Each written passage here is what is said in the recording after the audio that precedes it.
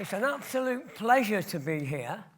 In fact, it's an absolute miracle that I'm here because in April 2012, I was diagnosed with inoperable mouth cancer, stage 4, and given just 6 months to live.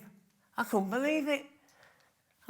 What's happening? Before the cancer, I was a filmmaker. I was a world traveller. And my name is Psycho Sid. Now, why do you think I'm called Psycho? I'm not an utter. I'm not Ed the Ball. I'm a nice, lovely, compassionate bloke. I'm a vegan. I love animals. Non-confrontational. So I'll tell you why I'm called Psycho. Because I was brought up on a council estate, and I was the only hippie. I was the only hippie. And I used to have long hair and go peace man, tie-dye T-shirts, bell-bottom jeans, Jesus sandals, Far Out, Pink Floyd, The Doors. And there I am. And so everyone else, they were skinheads and suede heads. And I was just, we'd go out and we said, to watch Manchester City. I loved them. And I was walking with all these boot boys and everything. And they were saying, there's some Newcastle fans, let us get them. I said, no way, man, I love everybody, peace. And I went travelling round the world. I soon opened my eyes to realise I wasn't going to drown in a Duller's dishwasher factory or office. No way, man, life's too magical for that. So I went to jungles, remote islands, teaching English, and everything was absolutely amazing. I loved it. Occasionally I come back to England, cold, rainy. Thank God, I'd rather be on a remote island, seeing flying fish and dolphins, so off I went to go. By January 2012, there's a couple of my children. One, I had a beard before beards were popular, and I was vegan before veganism became trendy as well, so there. And so I was called Psychedelic Sid. I eventually was called Psycho Sid because I became a DJ in the early 80s, playing the Sisters of Mercy, Joy Division, The Cult, and everyone said, you can't be psychedelic anymore. So I've been called Psycho and called that ever since. January 2012, I've had a brilliant job working as a filmmaker, loads of money. Only from a council estate, I've been to jumble sales and charity shops most of my life. And suddenly, I'm making loads of money. I bought an house cash. I bought a nice SUV. I'm travelling 6 months holiday with pay. I thought, yes. And more than that, I've married the girl of my dreams. Now, when I fall in love, I fall. And I really fell wearing my heart on my psychedelic sleeve. And I always get my heart broken. But this one, we've been together for 8 years. And I'm thinking, yes. Then, in the blink of an eye, I'm in Blackpool. And it's raining. And I've got 6 months to live. And I'm in agony. I'm burnt, I'm blistered.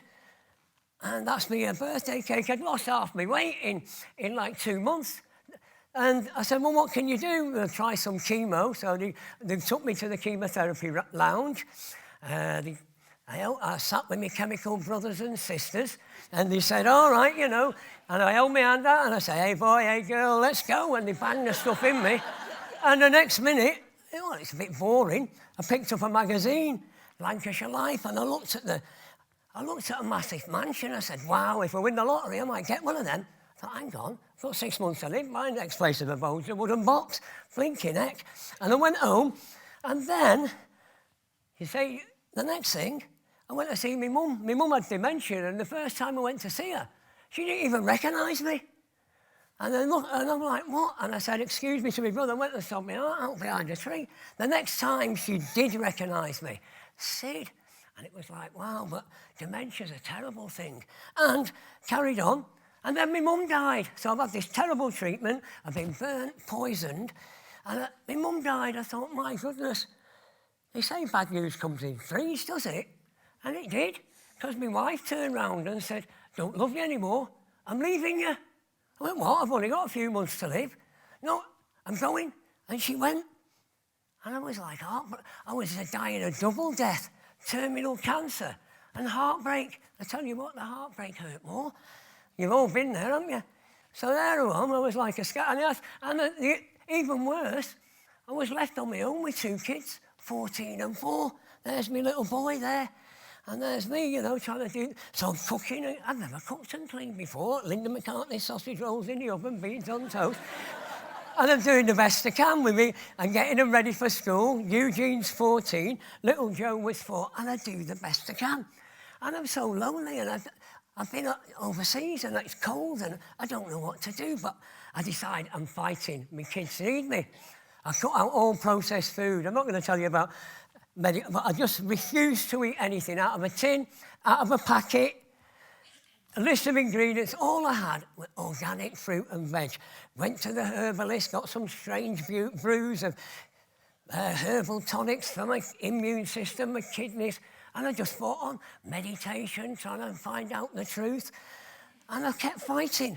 And one day in the morning, I wake up, and I look at my phone, and I'm lonely, I don't know anyone, and I've got a message. I love you too. Love me too? I've not sent a message to anyone. I'm not, you know, who's going to love me? I look like the Elephant Man's ugly brother. What's going on here, man? And then I look, and I've sent her a message, I love you. And then, to my horror, every female contact has got a message from me, I love you.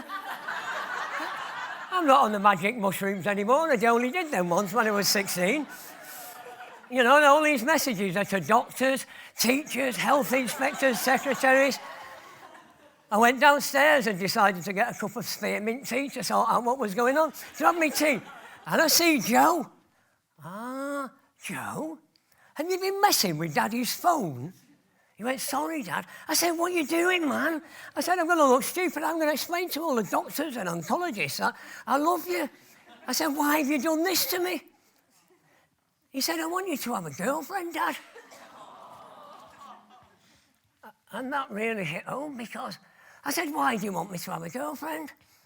He said, so I can have a mum. And then I realised that it wasn't just me suffering from a broken heart. My little boy was suffering. His mum had gone. He'd not seen her in over a year. He hasn't seen her since. Actually, he's 10 now. So that made me think. And so I spent more time trying to be mum and dad. You know, and I did the best I could. I cubs, and I took him out and he joined cubs and swimming lessons. So one day, I was feeling in a loneliness of housework, and I thought, hang on, I could join a dating site. Now, I never joined a dating site, so I get on some dating site, knock about 6 years off my age, as you do, and which was bloody ridiculous, because the cancer had aged me by about 30 years. I'm looking like the creature from the crypt. Anyway, I take a photograph, so at least they know what they're getting, and... I put vegan man, world traveller, charming, likes rainbows, waterfalls, kind, compassionate. Thought, right, I'll have my choice in the morning. In the morning, I went on. No one.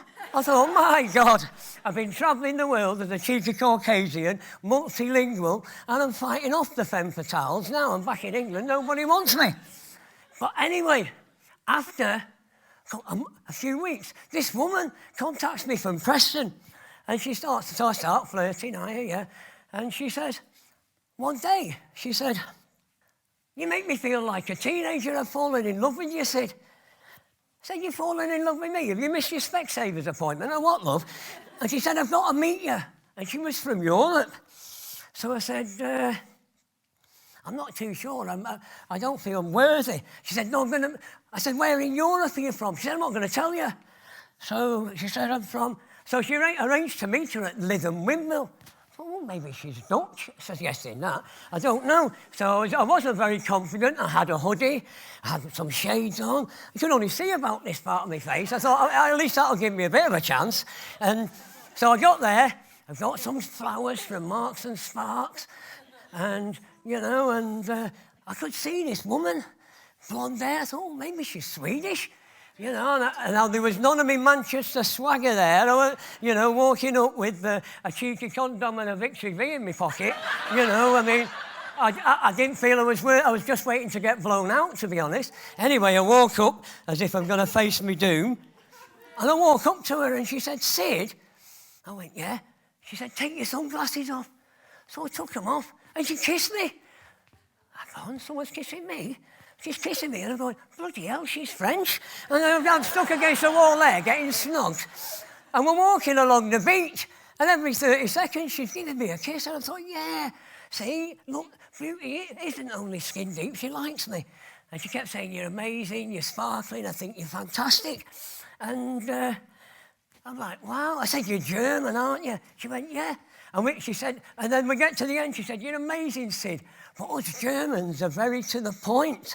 And the point is, I can't accept the way the bottom of your face has changed, so it's not on. And I'm like, what?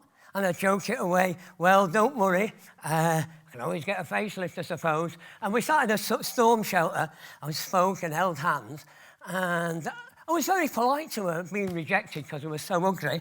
I didn't resort to saying something like 2 World Wars and 1 World Cup or something like that.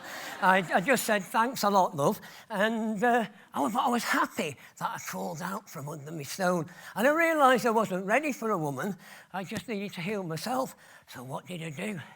I got myself a rescue staffy called Alfie. And I tell him my problems every night, my loneliness. And I tell him about my broken heart and my fears of dying. And I'd lick all the salty tears out of my eyes. And I thought, he's my best mate. And he is still my best mate. So, November 17, I went to see the oncologist again, the old endoscopy, to see if the big C was rearing its ugly head. And the doctor said, you don't have to come back anymore. I said, why? He said, you're all clear, the cancer's gone. He said, how have you done that? He said, how the devil have you done that with it? I said, I don't know, I just went vegan and just avoided everything. He said, well, amazing, don't come back. And I drove the car back, and obviously I was in tears. Couldn't believe it. And then, 3 kids there, and that's Eugene, the elder one. He's doing graphics at uni. There's my little boy, Joe, and there's a strange old fella in the middle. And I'm there, I'm free. Now, an important thing I did do, I'm watching the time there, is I forgave my ex. I remembered a story about 2 prisoners of war, and they met after a long time, and the first prisoner said, have you forgiven your captives? And the second one said, never, I'm going to hate them for as long as I live. And the first prisoner said, well, you're still in prison then, aren't you?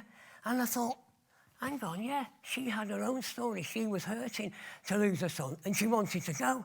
So immediately, I opened my prison door and forgave her. And as I set her free, I set myself free. And I felt, yeah, that's it. And so I made the impossible possible. I was told it was inoperable. No chance, you're going to be dead. And I'm still alive.